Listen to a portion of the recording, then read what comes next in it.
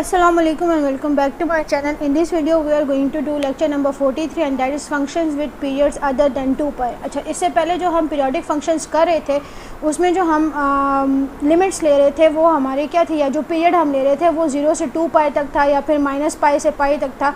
इस वाले लेक्चर में हमने क्या करना है, हमने ऐसे वो लेने हैं जिसमें पाई 2 पाई की पीरियड्स नहीं होंगे, जबकि उसकी जगह 0 to t कोई पीरियड होगा या फिर -t/2 से t/2 तक का पीरियड होगा। ठीक है, इस तरह के पीरियड्स हमें दिए होंगे जो कि आर्बिट्री पीरियड्स हैं। ठीक है, और 2 पाई के जैसे नहीं हैं। अब इसको हमने कैसे इंटीग्रेट करना है, और उसके फिर हमने जैसे हमने डिसकंटिन्यूस फंक्शंस के बारे में पढ़ा था, वो डिसकंटिन्यूस फंक्शंस का हमने देखना है कि उसको कैसे करना है, और सिंपल उसकी इंटीग्रेशन भी करनी है। ठीक है, तो स्टार्ट करते हैं। इसमें वैसे कोई ख़ास चेंज नहीं है, बाकी सारे तो कॉन्सेप्ट्स हैं, लेकिन फार्मूलाज में थोड़ा चेंज है और उसको फिर हम देखते हैं। सबसे पहले थोड़ा रीड कर लेते हैं। अगर f(x) हमारा एक फ़ंक्शन है और वो -t/2 से t/2 के रेंज में क्या है वो डिफाइंड है। देखें, ये हमारे पास एक ग्राफ बना हुआ है और ग्राफ में क्या है, ये एक पीरियोडिक फंक्शन हो रहा है, मतलब कि जो फंक्शन है वो क्या कर रहा है, ऑसिलेट कर रहा है। ठीक है, पीरियड है -t/2 to t/2। ठीक है, और इसको हम क्या कर सकते हैं, इसको हम 2 पाई के इंटरवल में चेंज करेंगे। कैसे, जो इंडिपेंडेंट वेरिएबल है उसको क्या करेंगे, उसके यूनिट्स को हम चेंज कर देंगे। अब यहाँ पे जो इंडिपेंडेंट वेरिएबल है, ठीक है, तो अगर एक फंक्शन जो है वो ऑसिलेट करते हैं तो उसका इंडिपेंडेंट वेरिएबल जो होता है वो टाइम t होता है। ठीक है, काफ़ी देखें, वही यहाँ भी कह रहे हैं कि फ़िज़िकल ऑसिलेशन जो होती हैं, प्रैक्टिकल केसेस जो होते हैं, ठीक है, तो उसमें जो ऑसिलेशंस होती हैं वो उसका इंडिपेंडेंट वेरिएबल क्या होता है, उसका इंडिपेंडेंट वेरिएबल जो है वो टाइम होता है। ठीक है, और पीरियोडिक इंटरवल जो है उसको हम नॉर्मली किससे डिनोट करते हैं, कैपिटल टी से। ये बातें आपने याद रखनी है। स्मॉल टी जो है वो हमारा इंडिपेंडेंट वेरिएबल है, जबकि कैपिटल टी से हम अपने पीरियड को डिनोट करते हैं। ठीक है, सो ये हो गया FT प्लस कैपिटल टी। अच्छा, अब यहाँ पे देखें, each cycle is there for completed in t seconds, और इसी तरह से हम कह सकते हैं कि हर एक साइकिल जो है वो t सेकेंड्स में कंप्लीट होता है। ठीक है, और फ्रीक्वेंसी जो है वो हर्ट्ज़ में होती है, ऑसिलेशंस पर सेकंड होती है। ठीक है, तो हम उसको लिख सकते हैं 1/t की फॉर्म में, f = 1/t। ठीक है, अगर t में जो है यानी कि एक t सेकेंड्स में अगर हमारे पास t सेकेंड्स हैं, ठीक है, और उसमें एक साइकिल कंप्लीट हो रहा है, ठीक है, एक साइकिल कंप्लीट हो रहा है, तो इसी तरह से अगर हम 1 सेकेंड की बात करते हैं तो यहाँ पे क्या हो जाएगा, 1/t साइकिल्स हो जाएगा। यहाँ पे ये बात वो कर रहे हैं। ठीक है, 1 सेकेंड के लिए अगर हम कहेंगे तो वो 1/t साइकिल्स हो जाएगा। अच्छा, और इसके अलावा कह रहे हैं कि जो हमारे जब भी हम इसकी जो पीरियोडिक फंक्शंस की बात करते हैं तो उसमें हम एक साइकिल की बात करें, और साइकिल की जब भी हम बात करते हैं तो उसमें हमारे पास एंगुलर वेलोसिटी आती है, और एंगुलर वेलोसिटी का आपको पता है कि उसको हम किससे डिनोट करते हैं, ओमेगा से डिनोट करते हैं। ठीक है, तो ओमेगा जो है उसका जो एंगल होता है वो क्या होता है, वो 2 पाई रेडियंस होता है। ठीक है, लेकिन अब हम फ्रीक्वेंसी के हिसाब से बात करें तो अगर एक फ्रीक्वेंसी के लिए हमारे पास ओमेगा को हम कैसे डिफ़ाइन करेंगे, उसको हम 2 पाई f लिखेंगे। ठीक है, यानी कि 1 सेकंड में जो हमारा एंगल ट्रेवल होता है तो वो जो है वो 2 पाई f है। ठीक है, पूरी साइकिल में हमारा ओमेगा जो होता है वो 2 पाई होता है।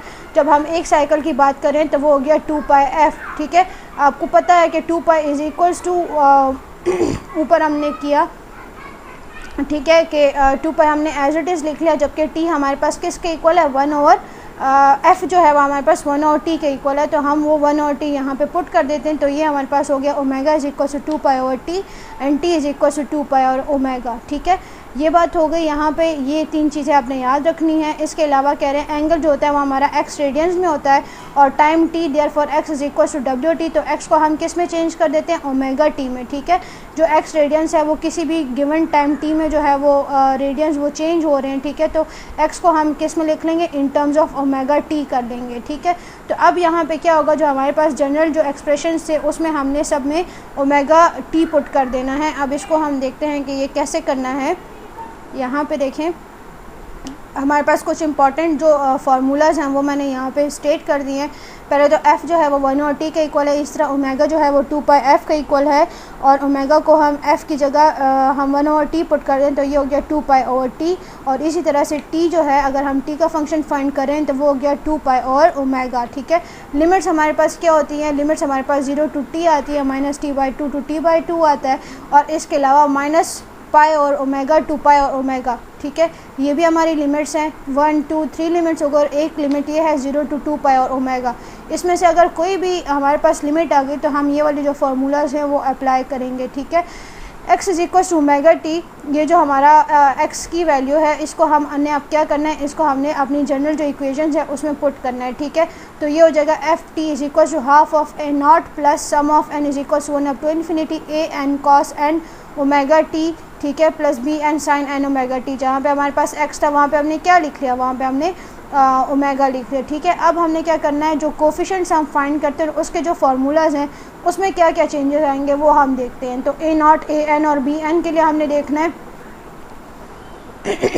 ठीक है। पाई को हमने क्या करना है, पाई को हमने टी में चेंज करना है, तो ये हो जाएगा 1 और पाई को हमने टी में चेंज करना है। तो आपको पता है कि एक जो टी है, ठीक है, एक पीरियड है उसमें क्या होता है, उसमें पूरी की पूरी साइकिल होता है पूरा, तो वो होता है 2 पाई, ठीक है। इसी तरह अगर हमने पाई फाइंड करना है तो वो हो गया t/2। तो जहाँ जहाँ पे पाई है वहाँ पे हमने क्या पुट करना है, वहाँ पे हमने t/2 पुट करना है। तो हमारे पास ए नॉट का फार्मूला है 1 और pi integral of F T D T from 0 to t, ठीक है। ये वाला इंटरवल हमने यूज़ किया हुआ है 0 to t वाला। अब देखें यहाँ पे हमने क्या कर लिया, जो यहाँ पे ये पाई वाली वैल्यू थी इसकी जगह हमने लिख लिया t/2 और यहाँ पे भी हमने 0 to t F T D T लिख लिया। अब t/2 को देखें तो इसको अगर हम यहाँ से ऊपर लेकर जाएंगे, ये बाई 2 वाली जो वैल्यू है ये ऊपर आ जाएगी, तो ये हो जाएगा 2/t integral of F T D T from 0 to t, ठीक है। अब क्या करना है, हमने t की वैल्यू यहाँ पे पुट करनी है। t की वैल्यू हमारे पास क्या है, t की वैल्यू ये देखें यहाँ पे हमने फाइंड की हुई है 2 पाई और ओमेगा है, तो ये यहाँ पे हम पुट कर देते हैं। यहाँ पे देखें ये हो गया 2/2 पाई ओमेगा और यहाँ पे भी t की वैल्यू हमने पुट कर दी, ठीक है। तो ये हमारे पास कैंसलेशंस हो गए, हमारे पास क्या आ गया, ओमेगा और pi integral of F T D T from 0 to 2 pi by omega, ठीक है। ये हमारी लिमिट्स भी चेंज हो गए इन टर्म्स ऑफ t। अब यही जो चेंजेस हमने ए नॉट के लिए की है ना, यही चेंजेस हमारे ए एन में भी होती है और बी एन में भी होती है, ठीक है। तो यहाँ पे हमारे पास देखें दो फार्मूलाज है, एक इन टर्म्स ऑफ टी है, ठीक है, और एक इन टर्म्स ऑफ ओमेगा पाई है। तो जो हमें सूटेबल लगेगा हम वो यूज़ करेंगे, ठीक है। यहाँ पे देखें ए एन के लिए है 2/t integral of F t cos n omega t D t 0 to t, ठीक है, and is equal to omega over pi integral of F t cos n omega t D T from 0 to 2 pi over डब्ल्यू, ठीक है। ये देखें यहाँ पे जो लिमिट्स हैं वो सारी in terms of pi omega है और यहाँ पे हमारे पास जो लिमिट्स है वो इन टर्म्स ऑफ टी है, ठीक है। ये बात आपने याद रखनी है। इसी तरह बी एन का भी फार्मूला है 2/t integral of F t sine n omega t D t and 0 to t हो गया लिमिट्स जो हैं, ठीक है, and is equals to omega और पाई। यहाँ पे सब पे हमने टी की जो वैल्यूज़ हैं वो पुट करके हमने ये वाले फार्मूलाज निकालने हैं, ठीक है। अच्छा, अब इसके बाद एक एग्ज़ाम्पल है, वो यहाँ पे ये सारे वही फार्मूलाज हैं। ये देखें यहाँ पे वही लिमिट्स लिखी हुई है, 0 to t है, -t/2 to t/2 है, माइनस ओमेगा पाई और ओमेगा 2 पाई और ओमेगा, या फिर 0 to 2 पाई और ओमेगा। इन सब लिमिट्स के लिए ये जो फार्मूलाज हमने लिखे हैं ये सारे के सारे हम क्या कर सकते हैं, ये इनके लिए हम यूज़ कर सकते हैं इन इंटरवल्स के लिए, ठीक। अब ये वाली एग्जाम्पल है तो इसको भी हम उधर करते हैं, यहाँ पर काफ़ी डायरेक्ट लिखी हुई है, लेकिन बाकी एग्जांपल्स में ज़्यादा सही क्लियर जो है वो आपको ख़ुद करनी पड़ेंगी उसकी प्रैक्टिस, ठीक है। ये मैं आपको स्टेप बाय स्टेप बिल्कुल क्लियरली समझा रही हूँ। एफ टी जो है वो है 2 × 1 + t, लिमिट्स हमारी है -1 to 0। इसी तरह एफ टी जो है वो यहाँ पे देखें 0 है। पहले तो देख लें कि फंक्शन आपके पास कोई इवन या ऑड तो नहीं है। देखिए यहाँ पे 0 से -1 पे स्लोप आ रहा है, जबकि यहाँ पे 0 से 1 तक जो है वो 0 आ रहा है। इट मीन्स यहाँ पे जो है ये नाइदर फंक्शन है, तो इस पर हम इवन या ऑड की कोई भी प्रॉपर्टी अप्लाई नहीं कर सकते। तो हमें इसको सिंपल जो है सारे A naught, A N, B N सब फाइंड करने होंगे, ठीक है। सबसे पहले तो हम जनरल फार्मूला लिख लेते हैं, उसके बाद हमने कोफिशिएंट्स फाइंड करने, तो हम ए नॉट फाइंड करें, ठीक है। ए नॉट का फार्मूला हमने क्या किया था, 2/t integral of -t/2 to t/2 f T D T, ठीक है। अब देखें t/2, यहाँ पे देखें हमारा t क्या था, हमारा t जो है वो 2 था, तो हमने क्या कर लिया, अब नेक्स्ट स्टेप में हमने हर जगह पे टी की वैल्यूज़ पुट कर दी। यहाँ भी हमने टी की वैल्यू पुट कर दी, यहाँ भी कर दी और यहाँ भी कर दी, ठीक है। तो ये देखें यहाँ पे अगर टी की वैल्यू पुट करेंगे तो वो क्या हो जाएगा, 1 हो जाएगा, और यहाँ पे अगर टी की वैल्यू 2 पुट करेंगे तो यहाँ से क्या आएगा, -1 आएगा, ठीक है। इस तरह से ये हमारी लिमिट्स आ गई। अब हमने क्या करना है, अब हमारे पास integral of 2 into 1 plus T D T of -1 to 0 plus इसको हमने सेपरेट कर लिया, क्योंकि यहाँ पे देखिए हमारे पास 2 फंक्शंस थे ना, तो दोनों फंक्शंस को हमने लिखा, ठीक है। यहाँ पे हमारे पास देखें 2 फंक्शंस हैं, तो हमने क्या करना है, हमने उन दोनों, अब ये इस वाले फंक्शन को उन दोनों के लिए हमने सेपरेट करके लिख लेना है। पहले जो है 2 into 1 plus T D T के लिए उसकी लिमिट्स क्या है, -1 to 0 है, वो हमने लिख ली, प्लस 0 के लिए क्या है, लिमिट 0 to 1 है, वो भी हमने लिख ली, दोनों को प्लस कर दिया। अब देखें ये वाला इंटेग्रल तो सारा का सारा 0 हो जाएगा। हमारे पास क्या रह गया, integral of 2 plus 2t dt and -0 to t, ये जो 2 है इसको हमने अंदर मल्टीप्लाई कर दिया। अच्छा, मैथ्स आप कर रहे हैं तो थोड़ी बहुत आपको इतनी प्रैक्टिस होनी चाहिए कि आया हम इस नंबर को अगर बाहर निकाल दें तो हमारा जो वो है इंटीग्रेशन है वो इजीली हो जाएगी, या अगर हम उसको अंदर लिखें तो इजी होगी, ठीक है।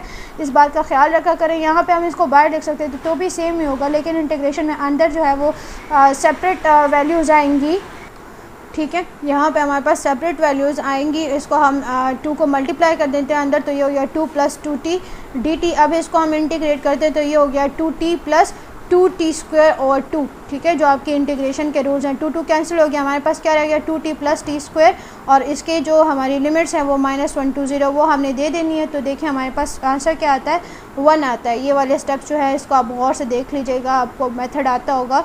इसी तरह से a n हमने फाइंड करना है, तो ये हो गया 2/t, वही फार्मूला हम अप्लाई करेंगे, -t/2 to t/, और ft dt हम लिख लेंगे। इसी तरह से फिर हमने यहाँ पे t की वैल्यूज़ पुट कर देनी है, तो ये हमारा फार्मूला बन गया ft cos n omega dt integral from -1 to 1, ठीक है।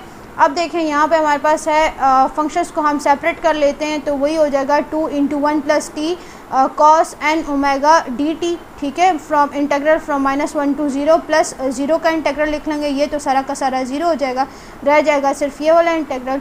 तो इसको हम करते हैं, ये हो जाएगा 1 प्लस टी, देखें ये एक फंक्शन है हमारे पास, and cos n omega T ये दूसरा फंक्शन है।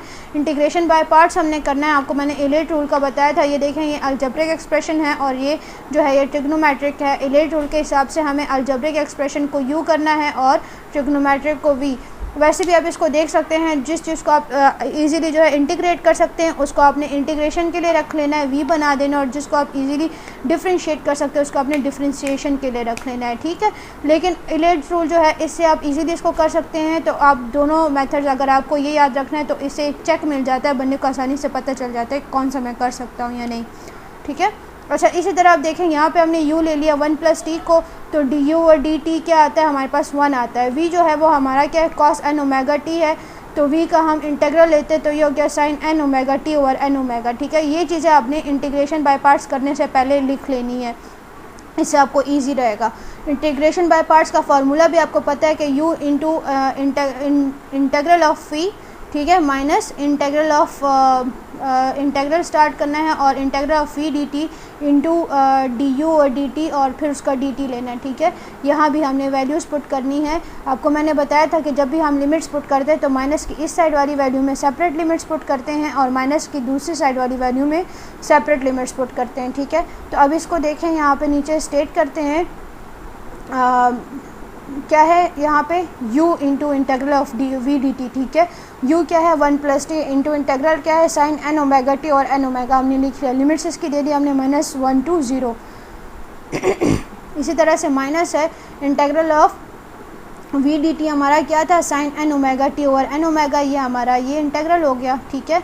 और इसी तरह du और dt क्या था, 1 था, और dt लिख लिया हमने, इसको भी -1 to 0 लिमिट्स दे दी। अब क्या करना है, लिमिट्स को आपने यहाँ पे लिमिट्स दे देनी है और इसको हमने पहले इंटीग्रेट करना है। इंटीग्रेट करने से पहले हम क्या करेंगे, इंटीग्रेट करने से पहले जो कांस्टेंट टर्म है नीचे n ओमेगा, इसको हमने बाहर ले आना है, ठीक है। और यहाँ पे ये जो हमारी लिमिट्स है इसको हम दे देते हैं, ये 2 बाहर एज इट इज़ आ जाएगा। 1 प्लस सबसे पहले 0 है ना, तो हमने क्या करना है, इस पूरे के पूरे जो एक्सप्रेशन है इसमें हमने 0 पुट करना है, तो ये हो जाएगा 1 plus 0 into sine n omega 0 over n omega minus -1 put करना है, 1 - 1 साइन n ओमेगा 1 और n ओमेगा, ठीक है। अब और माइनस हो गया, ये यहाँ पे देखें हमने क्या कॉमन ले लिया, वन और एन ओमेगा को हम इंटीग्रल के बाहर ले आए क्योंकि ये कांस्टेंट टर्म है, ठीक है। अब हमने सिर्फ साइन एन ओमेगा टी को इंटीग्रेट करना है -1 से 0 के बीच में। अब यहाँ पे देखेंगे हमारे पास 1 + 0 है, यहाँ से तो हमारे 1 आ जाएगा, लेकिन यहाँ पे जो 0 के साथ हम इसको ओमेगा एन टी को एन ओमेगा को मल्टीप्लाई करेंगे तो 0 आ गया।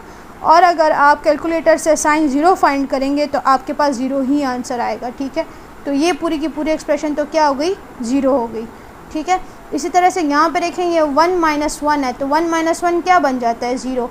और 0 जब ये पूरी की पूरी एक्सप्रेशन से मल्टीप्लाई होगा तो ये भी क्या बन जाएगा, 0, ठीक है। तो ये दोनों जो है ये 0 हो गए, तो ये हो गया 0 - 0। और इस वैल्यू को हम लिख लेते हैं -1 और एन ओमेगा, और इसको इंटीग्रेट करेंगे तो ये आता है -cos n omega t over n omega, और इसकी हम इसको लिमिट्स दे देते हैं, ठीक है।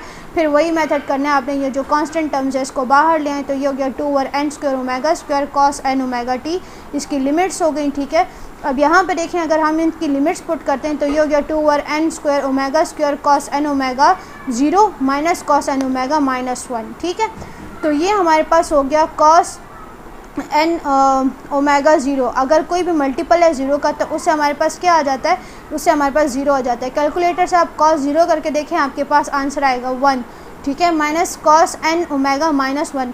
अब यहाँ पे हमने लिखा हुआ है cos n ओमेगा, क्यों लिखा हुआ है, क्योंकि आपको पता है कि cos - थीटा = cos थीटा, ठीक है। तो cos n ओमेगा ये माइनस थीटा हमारे पास, इसको हम cos n ओमेगा में लिख सकते हैं, मतलब कि ये हमारे पास +1 हो जाएगा, ठीक है, जो हमारा रूल है उसके हिसाब से। क्यों, और इसी के बेस पे तो हमने ये भी कहा था ना कि इवन फंक्शन होता है cos का, और साइन का जो होता है वो ऑड फंक्शन होता है, ठीक है। अब हमने क्या करना है, यहाँ पे जो cos n ओमेगा है तो इसको तो हम फाइंड नहीं कर सकते ना, हमें यहाँ पे पाई की वैल्यू चाहिए ताकि हम इसको इसकी वैल्यूज़ फाइंड करें। तो हम क्या करते हैं, जो हमारे पास वैल्यू है पाई एंड टी की, तो हम क्या करते हैं, ओमेगा = 2π/t हमें पता है। यहाँ पे हम क्या कर लेते हैं, पाई की वैल्यू फाइंड कर लेते हैं, तो ये हमारे पास हो गया। और तो पाई की वैल्यू कैसे फाइंड करेंगे, जो हमारे पास पीरियड है टी है उसकी वैल्यू हम यहाँ पे पुट कर देते हैं, तो ये हो जाएगा 2π/2, और इस तरह से हमारे पास आ जाएगा ओमेगा = पाई। तो हम क्या कर लेंगे, जहाँ पे हमारे पास ओमेगा था वहाँ पे हमने पाई की वैल्यूज़ पुट कर दी, ठीक है। ये आपको मैंने ये वाली बात समझाई हुई है, दोबारा से आप लोग कैलकुलेटर से करके देख लें। अगर हमारे पास n जो है वो क्या होगा, इवन होगा, तो यहाँ पे हमारे पास आंसर आएगा 1, ठीक है। तो 1 - 1 क्या हो जाता है, 1 - 1 0 हो जाता है। तो इट मीन्स कि अगर n इवन होगा an हमारा 0 है, और अगर n ऑड होगा तो an हमारा क्या होता है, 4 और n² ओमेगा स्क्वायर। 4 और n² ओमेगा स्क्वायर क्यों, क्योंकि यहाँ पे देखें 1 - cos n है ना, तो ये हो जाएगा 1 माइनस, और cos अगर इवन होगा तो उससे भी हमारे पास -1 आ जाएगा, तो ये हो जाएगा 1 + 1 and that is equals to 2। और 2 को अगर हम ये 2n² ओमेगा से मल्टीप्लाई करेंगे तो हमारे पास आता है 4 और n² ओमेगा स्क्वायर, ठीक है।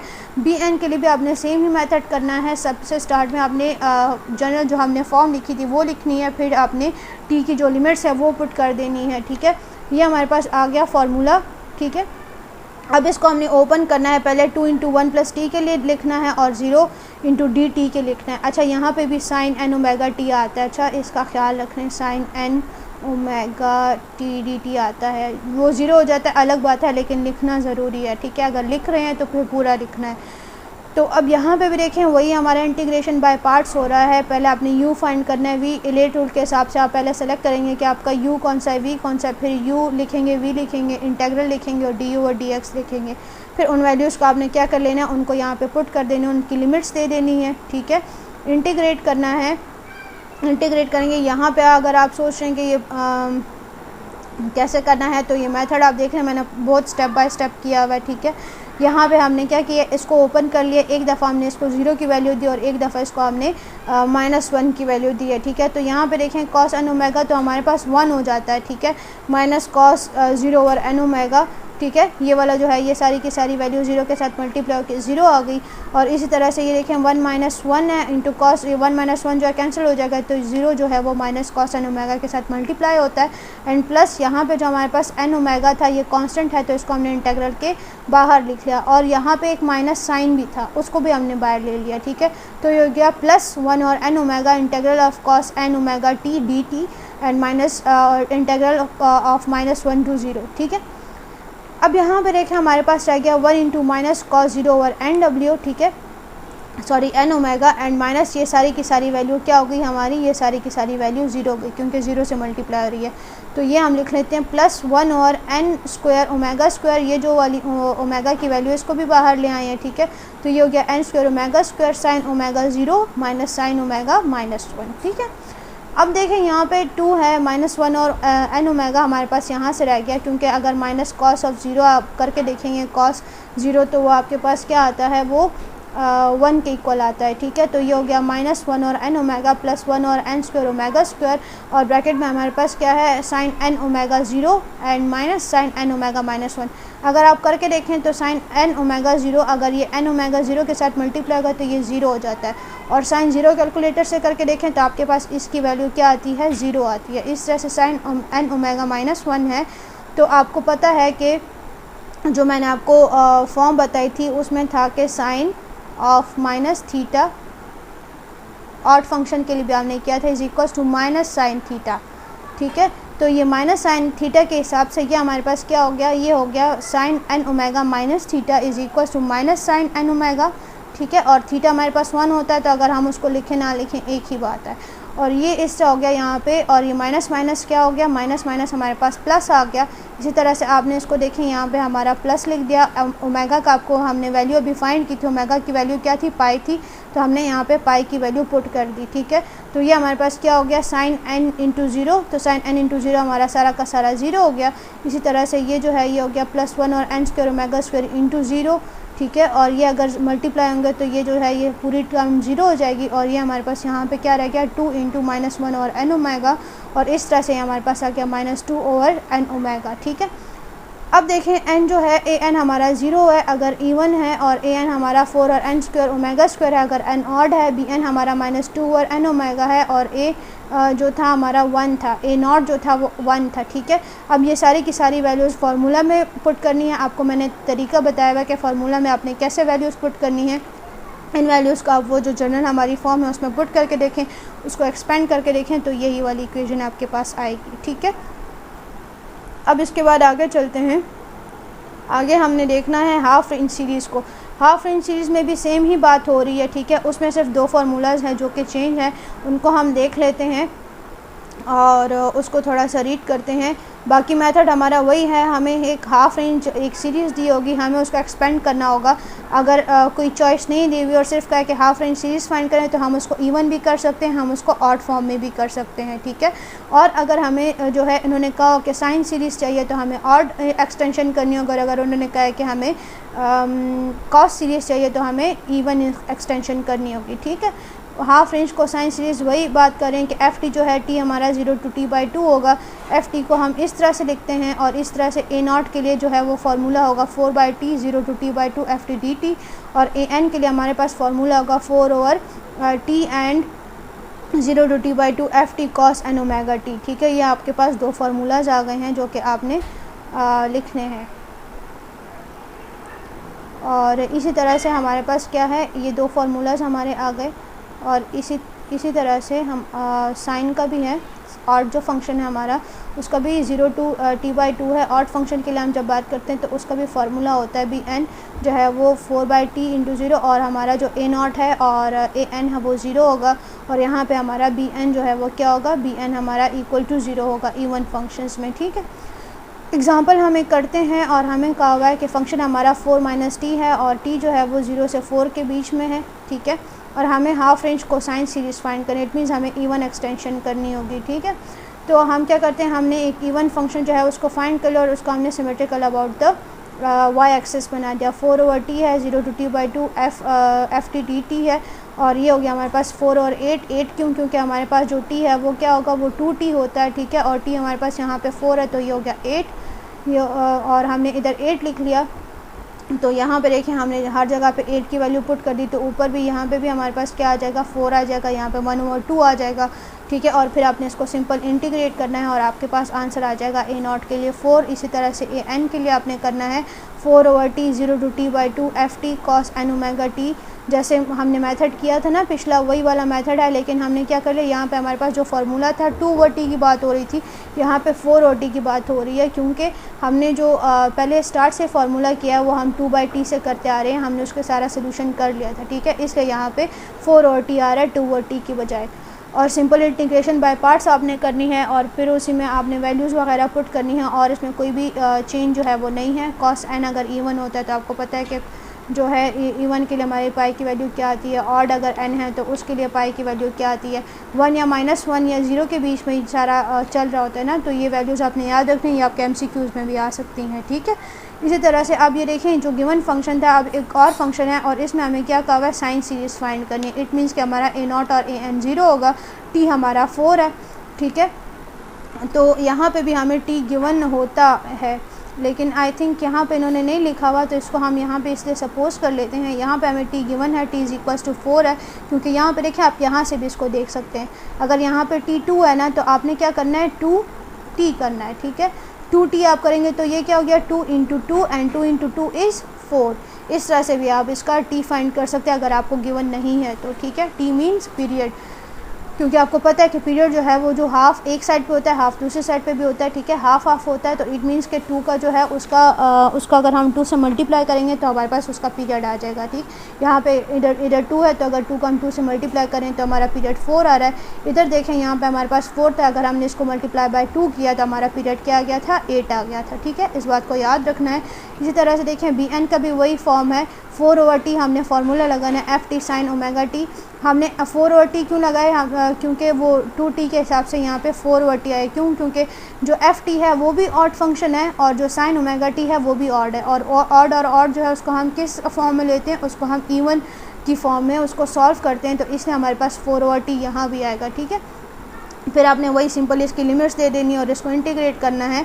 जो an और a0 तो हमारा ऑलरेडी 0 है, यहाँ पे इंटीग्रेशन बाय पार्ट्स करेंगे और इस तरह से आपका ये क्वेश्चन जो है वो सॉल्व हो जाएगा, ठीक है। अच्छा, यहाँ पे एक बात हो रही है हाफ वेव रेक्टिफायर की। हाफ वेव रेक्टिफायर जो है वो एक एप्लीकेशन है उसकी फ़िज़िक्स की, ठीक है। इसमें क्या होता है कि जो रेक्टिफायर है वो क्या कर लेता है, यहाँ पे हम पढ़ लेते हैं, sinusoidal voltage E sin ωt where t is time t is passed through half wave rectifier that clips the negative portion of the wave, ठीक है। वो क्या कर लेता है, जो नेगेटिव पोर्शन होता है ना वेव का, ये देखें ये जो नेगेटिव पोर्शन है वेव का, उसको क्या कर देता है, उसको क्लिप कर देता है, उसको ज़ीरो के इक्वल कर देता है, ठीक है। इसको रेक्टिफायर कहते हैं या फिर इसको फ़िल्टर भी कहा जाता है। ये बात आपने याद रखनी है, ठीक है। ut क्या कह रहे हैं कि ज़ीरो होता है इफ़ -t और t जो है वो क्या है, t जो है वो 0 एंड -t/2 के बीच में, यानी कि जब नेगेटिव वैल्यूज़ हैं तो वहाँ पे हमारा जो ut है या जो फंक्शन है उसको वो क्या कर देता है, वो 0 कर देता है। जबकि जहाँ पे फंक्शन जो है वहाँ पॉजिटिव है तो वहाँ पे हमारा फंक्शन क्या है, वो e sin ωt है, ठीक है। और t हमारा पीरियड इन्होंने क्या बताया हुआ है, t जो है वो 2π/ω है, और इसको भी आपने उसी तरह से सॉल्व करना है। a0 आपने फाइंड करना है, फार्मूला पुट करेंगे, जो t की वैल्यूज़ हैं t की वैल्यूज़ आपने पुट कर देनी है दोनों जगह पे, ठीक। और आपने क्या करना है, यहाँ पे आपके पास 2 पार्ट्स हैं तो वो 0 का पार्ट आपने सेपरेट लिख लेना है और e sin ωt का पार्ट आपने सेपरेट लिख लेना है। इस तरह से आपने इसको इंटीग्रेट करना है, ठीक है। और ये आपके पास सिंपल इंटीग्रेशन है, ये e जो है ये बाहर आ जाएगा, पाई और ओमेगा जो है ये t की वैल्यूज़ हैं, ये हमने ये t की जो वैल्यूज़ हैं ये हमने पुट कर दी, तो ये हमारे पास आ गया। यहाँ पे हमने t की वैल्यू पुट की तो हमारे पास पाई और ओमेगा आ गया, ठीक है। e sin ωt है यहाँ पे, तो ये सिंपल बात है। यहाँ पे देख लें, यहाँ पे मैं आपको एक बात बता दूँ कि ये सिंपल इंटीग्रेशन है, यहाँ पे तो ut cos n ωt है, ठीक है, e sin n ωt into cos n ωt, क्योंकि e sin n ωt तो हमारा पूरा का पूरा फंक्शन है ना, ये तो हमारा u(t) है, मतलब कि t का फंक्शन है हमारा। तो हम क्या करते हैं, इसको अब हम इसकी an सीरीज़ ले रहे हैं, ठीक। तो यहाँ पे हमारे पास ये जो e है ये कांस्टेंट है, ये भी बाहर आ जाएगा और ये जो 2 से कैंसिल हो जाएगा। लेकिन अब हमें यहाँ पे कुछ चाहिए जिससे हम क्या कर सकें, यहाँ पे हमारे पास सिर्फ पाई e और ओमेगा e ओवर पाई रह जाता है, ठीक है। ये जो 2 और 2 है ना, इसको हमने इस पूरी की पूरी इक्वेशन को मल्टीप्लाई और डिवाइड करें हम 2 के साथ। क्यों? क्योंकि हमें यहाँ पे एक फार्मूला चाहिए जिससे हम क्या कर सकें, प्रोडक्ट के ये साइन और कॉस के प्रोडक्ट को हम सम में चेंज कर सकें। वो हम वैसे नहीं कर सकते, इसलिए हमने यहाँ पे 2 को डिवाइड भी किया और 2 को मल्टीप्लाई भी कर दिया। फार्मूला मैं आपको यहाँ पे भी बता देती हूँ, थोड़ा रिटन फॉर्म में भी है मेरे पास, वो भी देख लेते हैं। Sine a into cos b is equal to sine a plus b plus sine a minus b over 2। तो ये वाला जो 2 है, ये जो 2 आपको यहाँ पे नज़र आ रहा है, इस 2 को हम क्या कर लेते हैं, इसको हम यहाँ पे ले जाते हैं, ठीक है। तो ये हो गया 2 sine a into cos b is equal to sine a plus b plus sine a minus b, ठीक है। यहाँ पे देखें, यहाँ पे हमने वही वाला फार्मूला पुट किया है, sign a plus B. Sign ए क्या था, ए देखें यहाँ पे, ए हमारा 1 है, किधर है, हाँ ठीक है, ए हमारा, ये देखें ए हमारा 1 है और बी हमारा क्या है, बी एन है। तो ये साइन ए प्लस बी, ठीक है, और यहाँ पे देखें साइन ए माइनस बी, ये वाला फार्मूला हमने यहाँ पे ट्रिग्नोमेट्रिक रेशियोज़ का पुट किया। बाकी इसके सिंपल इंटीग्रेशन है, अगर आपको मैं बताऊँगी तो आपको बिल्कुल समझ नहीं आनी है। ये आपने कॉपी पेंसिल लेके इसको सॉल्व करते जाना है। सिंपल वही सारे मेथड्स हैं और वही रूल्स हैं जो हम पढ़ रहे हैं, जो इंटीग्रेशन बाय पार्ट्स वगैरह का मेथड है, वही सारा करना है। आपको मैं फार्मूला ज़रा दिखा देती हूँ। ये वाले फार्मूलाज हैं जो मैं बता रही थी आपको। ये है sine alpha into sine beta is equal to half cos alpha minus beta.